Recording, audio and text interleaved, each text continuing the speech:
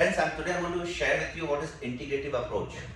So medical treatments जब हम इस एम के साथ देते हैं कि किस तरीके से किसी पेशेंट्स का ऐसा चिकित्सक हम बेहतर कर सकते हैं, तो उस कंडीशंस में हम अलग अलग ऑप्शंस देखते हैं, अलग अलग प्रयास करते हैं. We go out of the conventional protocols, we go out of the textbook studies, we go out of the instruction of institution to find out if everything which is been given to us while we were studying, जो हमने अपने clinical practice में और पढ़ाई के दौरान अर्जित की है, वो किस तरीके से आपस में समन्वय बनाते हुए आज की स्थिति में उस पेशेंट की मदद कर सकती है. इन्हीं अप्रोच को हम इंटीग्रेटिव अप्रोच कहते हैं. इन्हीं को हमने सेकेंड जनरेशन थेरापेटिक्स के रूप में आपके सामने प्रस्तुत किया है. सो फ्रेंड्स, आपके लिए जानना क्यों इंपॉर्टेंट है, मैं एक छोटी सी कंडीशन आपके सामने रखता हूँ. ऐसी बहुत सी बीमारियां हैं जिनमें मेडिकल ट्रीटमेंट नहीं है, लेकिन मेडिकल ट्रीटमेंट मैनेजमेंट के रूप में दिखती है सामने. उनमें से एक कॉमन कंडीशन है लेजी आइज, उनमें से कॉमन कंडीशन है मस्कुलर डिस्ट्रॉफीज इन चाइल्डहुड. बहुत सी न्यूरोमस्कुलर डिजीज हैं, न्यूरल डिजीजेस हैं जिसको हम मल्टीपल स्क्लेरोसिस कहते हैं, या ऐसी बीमारियां जिसमें नॉन जेनेटिक चेंजेस आते हैं और patient moves towards a disease continuously, like rheumatoid arthritis, like ankylosing spondylitis. मेरे पास काफ़ी सवाल मेरे पास आते हैं कोरास पे और अलग अलग प्लेटफॉर्म्स पे कि क्या एएस ठीक की जा सकती है. सो फ्रेंड्स, अगर मैं देखूं तो medical science is a bone, but bone for which kind of patients? For a and stage patients. ऐसी बीमारियां जो कि एंड स्टेज पे, आपकी किडनी बहुत दिनों से खराब थी, आपको ब्लड प्रेशर था, उससे पहले आपने अपने लाइफ में स्ट्रेस लिया. ज़्यादातर 99%, 1% कभी कभी बिना अच्छे लोगों को भी पाई जाती है, लेकिन 80% केसेस में ये इसके पीछे सेकेंडरी रीजंस होते हैं.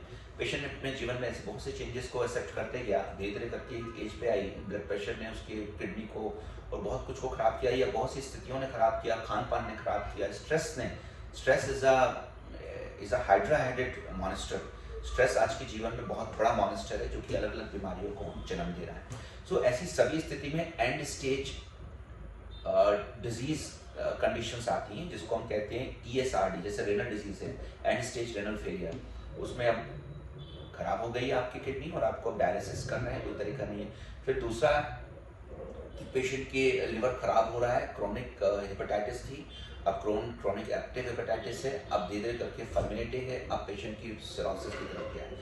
अल्कोहलिक बेस्ड उसकी सिरोसिस है, नॉन अल्कोहलिक बेस भी हो सकती है. ड्रग इंड्यूस सबसे बड़ी आज की डेट में सिरोसिस में 90% केसेस ड्रग इंड्यूस्ड है. आपको पता भी नहीं चलेगा कि आप निनोसलाइड या पैरासिटामोल जो पॉप कर रहे हैं वो आपकी लिवर को खराब कर चुकी है. आप 40 साल में आपको पता चलता है अरे ये क्या हो गया मुझे.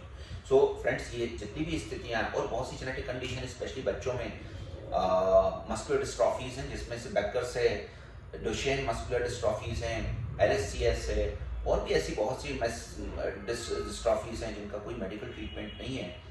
सर्जरीज करने का मतलब हो गया कि पेशेंट में परमानेंट हैंडीकैप प्रोड्यूस करना, तो सर्जरीज भी बहुत यूजफुल नहीं है इन कंडीशंस में. हाँ, लेकिन ट्यूमर से हुई है या कोई डेवलपमेंट के बाद हुई है तो medical science is one of the best for it.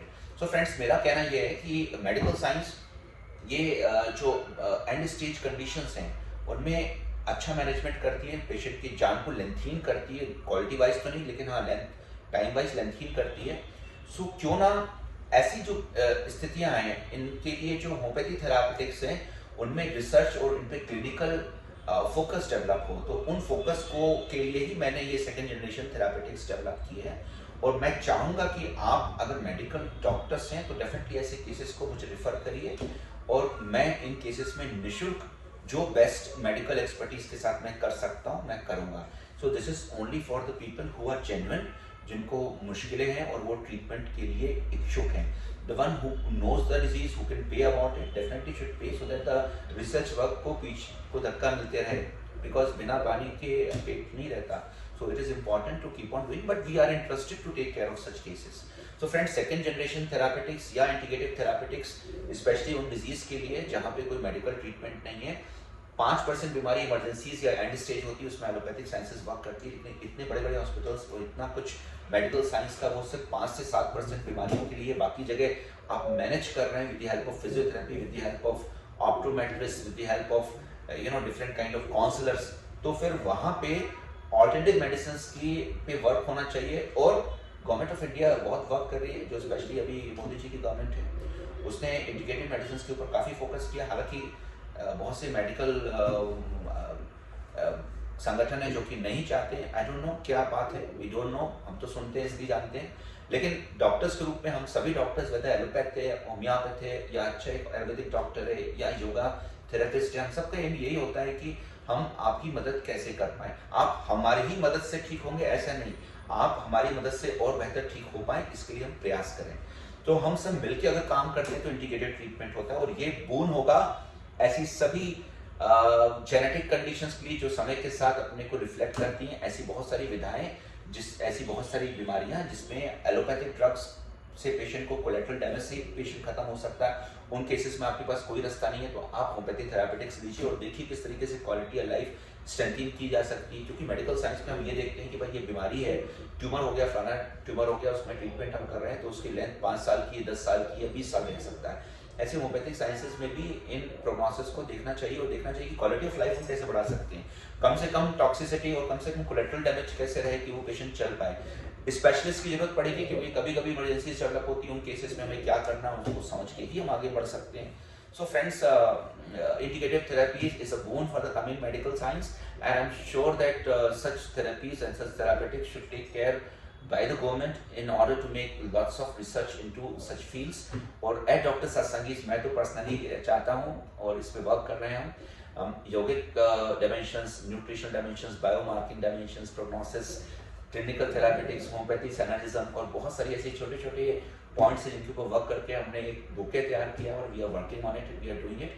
We are not curing, we are not telling to cure everything, but we are developing a very good tool so that we can do scientifically and can be recorded, documented, like which is required for future development of medical science in a integrative way.